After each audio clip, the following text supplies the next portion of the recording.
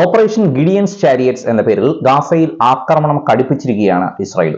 എന്താണ് operation Gideons chariots? വരൂ പരിശോധിക്കാം. Welcome to വിവേക്സ് views.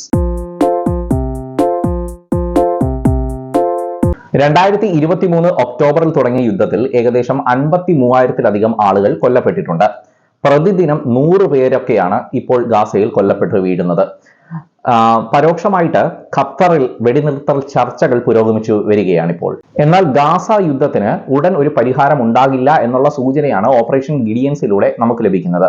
ഗാസയിലെ തന്ത്രപ്രധാന ഭാഗങ്ങളൊക്കെ പിടിച്ചടക്കുക, ഹമാസിനെ പൂർണ്ണമായി ഇല്ലായ്മ ചെയ്യുക, ബന്ദികളെ മോചിപ്പിക്കുക, ഇതൊക്കെയാണ് ഇസ്രായേലിലെ ലക്ഷ്യങ്ങളെന്നാണ് തോന്നുന്നത്.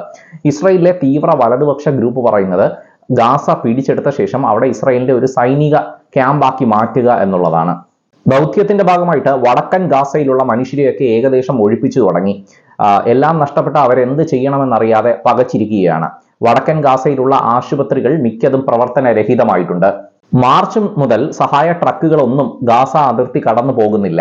കാരണം ഈ സമ്മർദ്ദം ചെലുത്തുന്നതിന്റെ ഭാഗമായിട്ട് ഇസ്രായേൽ, അതായത് ഈ ബന്ദികളെ മോചിപ്പിക്കാൻ ഹമാസിന്റെ അടുത്ത് സമ്മർദ്ദം ചെലുത്തുന്നതിന്റെ ഭാഗമായിട്ട് ഇസ്രായേൽ സഹായ ട്രക്കുകളൊന്നും ഗാസ അതിർത്തിയിലേക്ക് കടത്തി വിടുന്നില്ല.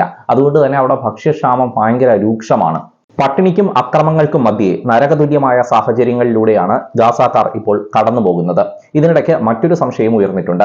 ഇടയ്ക്ക് അമേരിക്കൻ പ്രസിഡന്റ് ഡൊണാൾഡ് ട്രംപ് പറഞ്ഞിട്ടുണ്ടായിരുന്നു ഗാസ പുനർനിർമ്മിക്കാൻ ഒരു പദ്ധതി ആസൂത്രണം ചെയ്യുമെന്ന്. അപ്പോൾ ആ പദ്ധതിക്ക് വേണ്ടി ഉള്ള ഒരു കുടിയൊഴിപ്പിക്കലും മറ്റു പ്രവർത്തനങ്ങളുമാണോ ഇപ്പോൾ നടക്കുന്നത് എന്ന് സംശയിക്കേണ്ടിയിരിക്കുന്നു.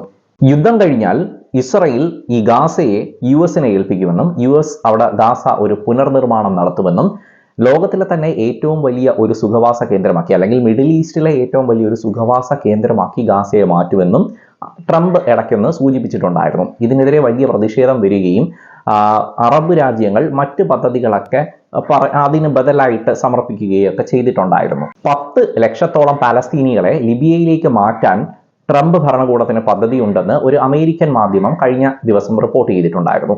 എന്നാൽ US ഉദ്യോഗസ്ഥർ ഇത് നിഷേധിക്കുകയുണ്ടായി. എന്താണ് നടക്കാൻ പോകുന്നതെന്ന് കൃത്യമായി ഒരു ധാരണയുമില്ല. കാത്തിരുന്ന് കാണാം.